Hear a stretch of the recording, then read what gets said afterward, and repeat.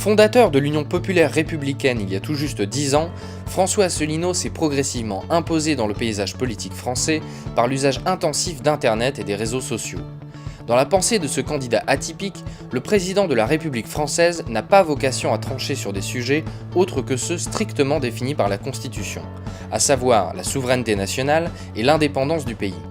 C'est pourquoi sa ligne politique est essentiellement fondée sur le Frexit, c'est-à-dire la sortie de l'Union européenne, la fin de l'euro et le retrait de l'OTAN.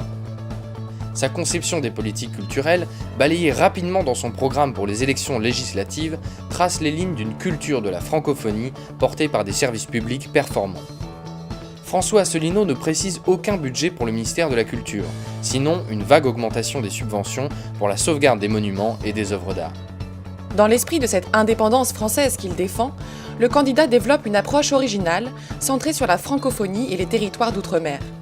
Contre l'hégémonie américaine, il propose un renforcement de la francophonie dans le monde, notamment par la création d'un parlement de la francophonie et par le développement de positions communes aux pays francophones dans des institutions internationales telles que l'ONU, le FMI ou l'OMC.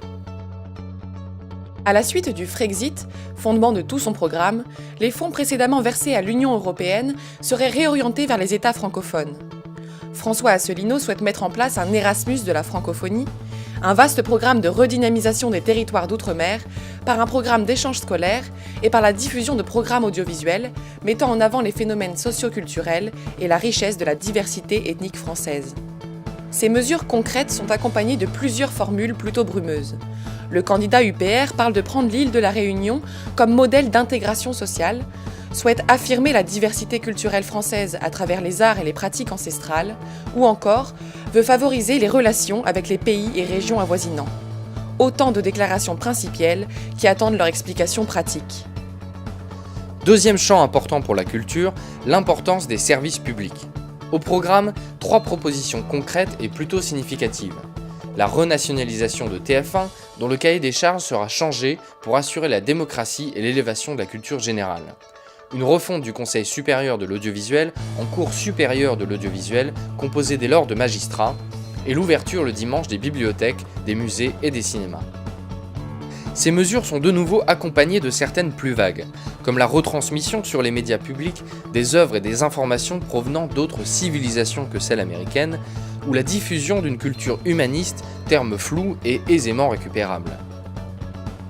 Concernant l'éducation artistique, François Asselineau propose d'assurer financièrement l'accès aux lieux d'enseignement des arts et des sports, ainsi que la fréquentation des monuments emblématiques par les collégiens et lycéens. Le candidat ne dit cependant rien sur le coût et le financement de ces mesures. L'obsession de l'indépendance revendiquée par François Asselineau traverse son appréhension du numérique. Concentré sur la protection des données, la surveillance et le logiciel libre, le candidat laisse totalement de côté les questions des droits d'auteur et de la loi Hadopi. Quant à la création, elle est tout simplement inexistante dans son programme, sinon à travers cette sentence vague, théorique et partielle, soutenir la création artistique française pour les films et les chansons. François Asselineau redessine à sa manière le clivage politique traditionnel, empruntant à la gauche sa vision des services publics et à la droite une conception patriotique des politiques culturelles élargie à la diversité du monde francophone.